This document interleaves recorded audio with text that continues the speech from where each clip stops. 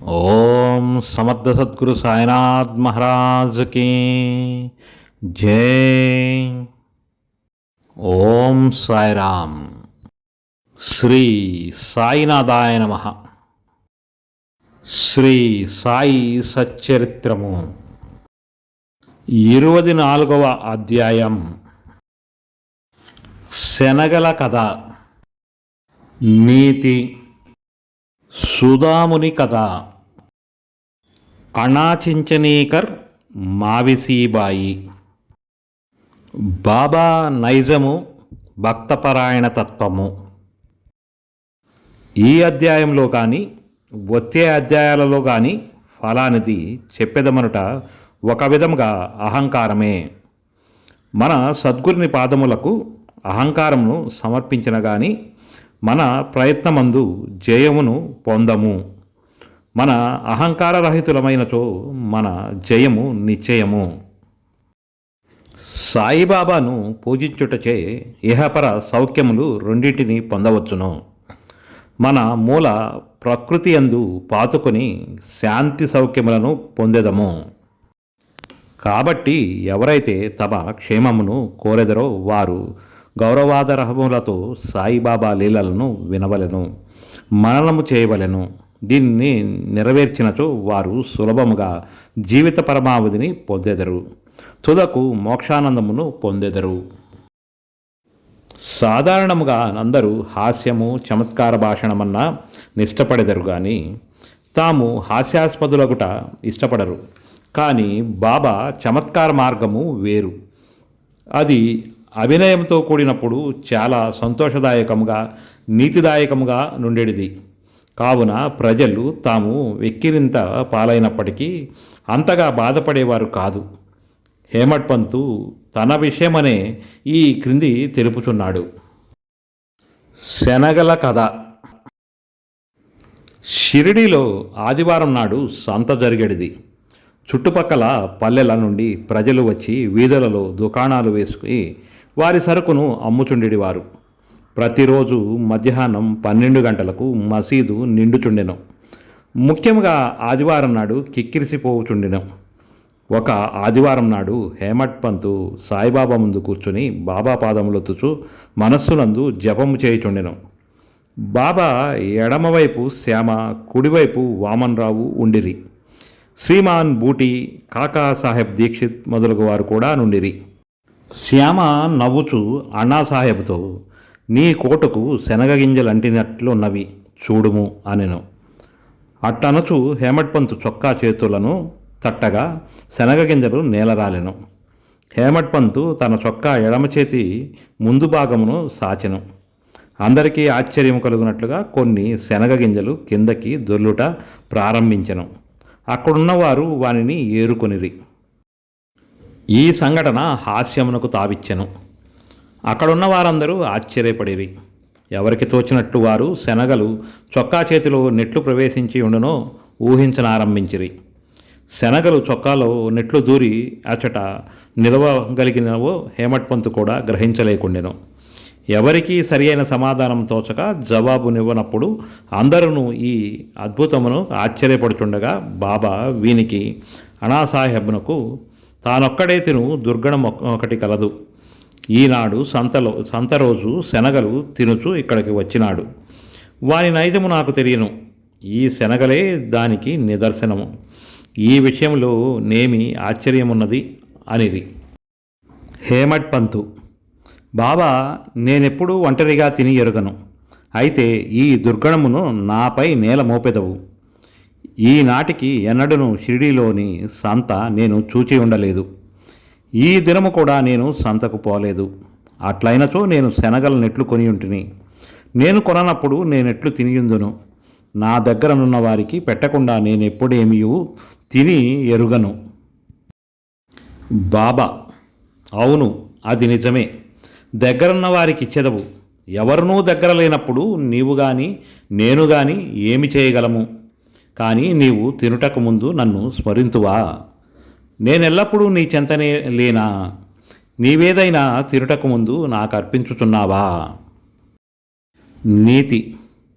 ఈ సంఘటనను బాబా ఏమి చెప్పిరో జాగ్రత్తగా గమనించదము. పంచేంద్రియముల కంటే ముందే మనస్సు బుద్ధి విషయానంద అనుభవించును. కనుక మొదలే భగవంతుని స్మరించవలను. ఇట్లు చేసినచో నిధి కూడా ఒక విధముగా భగవంతునికి అర్పించమగును. విషయములను విడిచి పంచేంద్రియములను ఉండలేవు. కనుక ఈ విషయములను మొదట గురువునికి కర్పించినచో వాని అభిమానము సహజముగా అదృశ్యమైపోవును. ఈ విధముగా కామము క్రోధము లోభము మొదలగు వాని గూర్చిన వృత్తులన్నీ ఆలోచనలు మొట్టమొదట గురునికి అర్పించవలెను. ఈ అభ్యాసన నాచరించినచో దేవుడు వృత్తులన్నీను నిర్మూలనమగునట్టు సహాయపడును. విషయములు అనుభవించు ముందు బాబా మన చెంతనే ఉన్నట్లుగా భావించినచో ఆ వస్తువును అనుభవించవచ్చునా లేదా అను ప్రశ్న ఏర్పడును. ఏది అనుభవించుటకు తగదో దానిని విడిచిపెట్టెదము. ఈ విధముగా మన దుర్గములన్నీ నిష్క్రమించును. మనశీలము చక్కబడును. గురువునందు ప్రేమ వృద్ధి పొందును. శుద్ధ జ్ఞానము మొలకెత్తును. ఈ జ్ఞానము వృద్ధి పొందినప్పుడు దేహబుద్ధి నశించి బుద్ధి చైతన్య గణముల లీనమగును. అప్పుడే మనకు ఆనందము సంతృప్తి కలుగును. గురువునకు దేవునకు ఎవరు భేదమునించెదరో వారు దైవము నెచ్చటను చూడలేరు. భేదములన్నింటినీ పక్కకు తోసి గురువును దేవుని ఒకటిగా భావించవలెను. ఈ ప్రకారముగా గురుని సేవించినచో భగవంతుడు నిశ్చయముగా ప్రీతి చెందును. మన మనస్సులను స్వచ్ఛము చేసి ఆత్మ సాక్షాత్కారమును ప్రసాదించును. క్లుప్తముగా చెప్పినదేమనగా మనము గురుని స్మరించనిదే ఏ వస్తువును పంచేంద్రియములతో అనుభవించరాదు. మనస్సును ఈ విధముగా శిక్షించినచో మనమెల్లప్పుడూ బాబాను జ్ఞప్తించుకునేదము. మనకు బాబా ధ్యానం ఎన్నో రెట్లు వృద్ధి పొందును. బాబా సగుణ స్వరూపము మన కండ్ల ఎదుట నిలచును. అప్పుడు భక్తి వైరాగ్యము మోక్షము మన వశమగును. మన మనసునందు బాబాను ఎప్పుడైతే నిలపగలమో అప్పుడు మనము ఆకలిని పిపాసను సంసారమును మరచెదము. ప్రపంచ సుఖములయందు గల అభిలాష నశించి మన మనస్సులు శాంతిని ఆనందమును పొందును. సుధాముని కథ. పై కథ చెప్పుచున్నప్పుడే హేమట్ పంతుకు సుధాముని కథ జ్ఞప్తికి వచ్చెను. అందులో కూడా ఇదే నీతి ఉన్నది కనుక దానిని ఇక్కడ చెప్పుచున్నాము. శ్రీకృష్ణుడు అతని అన్న బలరాముడు మరి ఒక సహపాఠి సుమోదాముడనువాడును గురువగు సాందీపుని ఆశ్రమంలో నివసించుచుండిరి. శ్రీకృష్ణ బలరాములను అడవికి పోయి కట్టెలు తీసుకుని రమ్మని గురువు పంపెను. సాందపుని భార్య సుధాముని కూడా అదే పని మీద ముగ్గురి కొరకు శనగలిచ్చి పంపెను. కృష్ణుడు సుధాముని అడవిలో గలసి దాదా నీళ్లు కావలెను, నాకు దాహం వేయుచున్నది అనెను. సుధాముడు ఉత్తకడుపుతో నీరు త్రాగకూడదు కనుక కొంత తడువాగుట మంచిదనెను. కానీ తన వద్ద శనగలున్నవని కొంచెము తినవని అనలేదు. శ్రీకృష్ణుడు అలసియుండుట చేత సుధాముని తొడపై తల ఉంచి గుర్రు పెట్టుచు నిద్రపోయెను. అది కనిపెట్టి సుధాముడు తన జేబులోని శనగలను తీసి తినుట కారంభించెను. హఠాత్తుగా శ్రీకృష్ణుడు ఇట్లనెను, దాదా ఏమి తినుచుంటివి? ఎక్కడి నుంచి ఈ శబ్దం వచ్చుచున్నది? సుధాముడు ఇట్లనెను, తినుటకేమున్నది, నేను చలితో వణుకుచున్నాను. నా పండ్లు కటకటామనుచున్నవి. విష్ణు సహస్రనామమును కూడా సరిగా ఉచ్చరించలేకున్నాను. ఇది విని సర్వజ్ఞుడకు శ్రీకృష్ణుడు ఇట్లనియే, నేనొక స్వప్నమును కంటిని. అందులో ఇంకొకరి వస్తువులను దినుచుండెను. ఏమి తినుచుంటివని అడగగా ఏమున్నది తినుటకు మొన్న అనెను. అనగా తినుటకేమీ లేదని భావము. రెండవ వాడు తదాస్తు అనెను. దాదా ఇది ఒక స్వప్నము, నాకివ్వకుండా నీవేమీ తినవని నాకు తెలియను. స్వప్న ప్రభావంచే నీవేమి తినుచుంటివని అడిగి తిని. శ్రీకృష్ణుడు సర్వజ్ఞుడని గాని అతని లీలలు గాని తెలిసి ఉన్నచో సుధాముడట్లు చేసి ఉండడు. కానీ అతను చేసిన దాన్ని తానే అనుభవించవలసి వచ్చెను. శ్రీకృష్ణుని ప్రియ స్నేహితుడైనప్పటికీ అతని ఉత్తరకాలమంతయు గర్భ దారిద్ర్యముచే బాధపడవలసి వచ్చెను. కొన్నాళ్లకు భార్య కష్టము చేసి సంపాదించి ఇచ్చి పంపిన పిడికెడు అటుకులు సమర్పించగానే శ్రీకృష్ణుడు సంతసించి ఒక బంగారు పట్టణమును అనుభవించుటకిచ్చెను. ఎవరికైతే దగ్గరున్న వారి కీయకుండా తిను అలవాటుండునో వారు దీనిని జ్ఞప్తి అందించుకొనవలెను. శృతి కూడా దీనినే నొక్కి చెప్పుచున్నది. మొదట భగవంతునికి అర్పించి ఆ భుక్తశేషమునే మనము అనుభవించవలెను.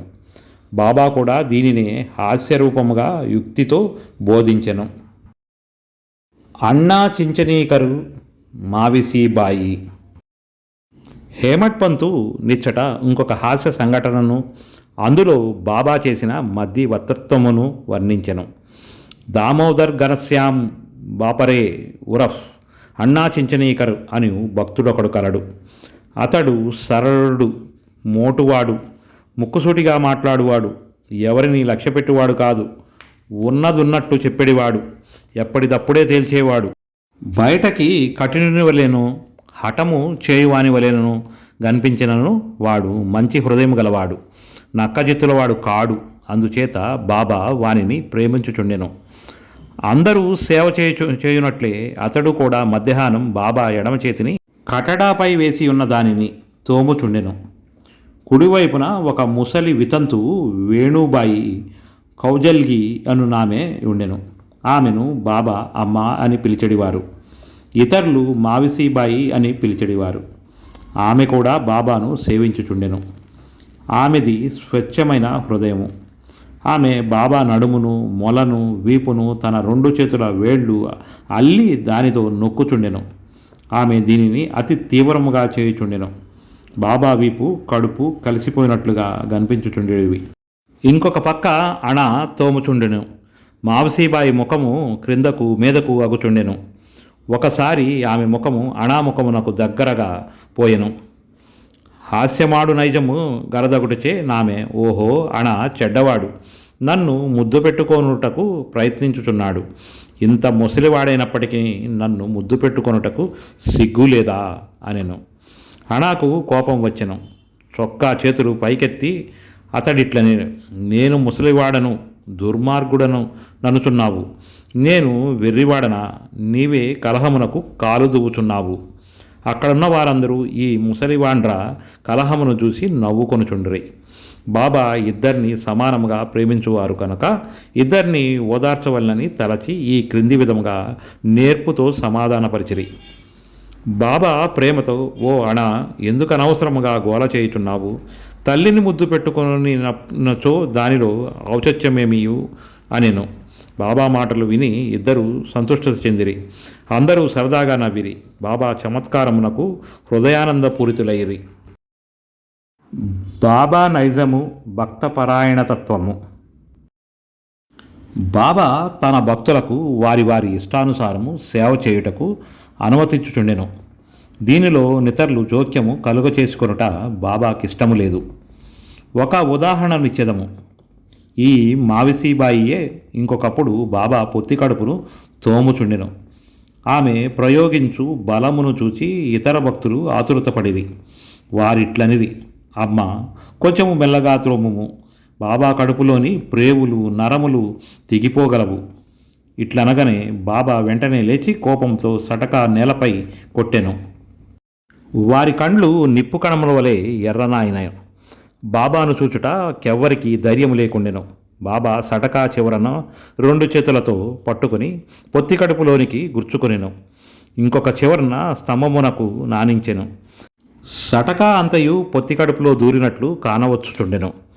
కొద్దిసేపట్లో పొత్తి కడుపు పేలురానుకుర్రి. బాబా క్రమముగా స్తంభం వైపు పోచుండెను. అందరూ భయపడిరి. ఆశ్చర్యముతోనూ భయముతోనూ మాట్లాడలేక మూగవాండ్రు వలె నిలచిరి. బాబా తన భక్తురాలి కొరకు ఈ కష్టమును అనుభవించిరి. తక్కిన భక్తులు ఆమెను బాబాకు హాని లేకుండా తోమమనిరి. మంచి ఉద్దేశంతో వారు ఈ మాటలనిరి. దీనికి కూడా బాబా ఒప్పుకొనలేదు. వారి మంచి ఉద్దేశమే బాబాను కష్టంలో దించినందుకు వారు ఆశ్చర్యపడిరి. ఏమీ చేయలేక కనిపెట్టుకుని చూచుచుండిరి. అదృష్టంచే బాబా కోపం తగ్గెను. సటకాను విడిచి గద్దెపై కూర్చుండిరి. అప్పటి నుండి భక్తులు ఇష్టానుసారం సేవ చేయునప్పుడు ఇతరుల జోక్యం కలగజేసుకున రాదని నీతిని నేర్చుకునిరి. ఎవరి సేవ ఎట్టిదో బాబాకే గుర్తు. 24వ అధ్యాయం సంపూర్ణం. సద్గురు శ్రీ సాయినాథార్పణమస్తు.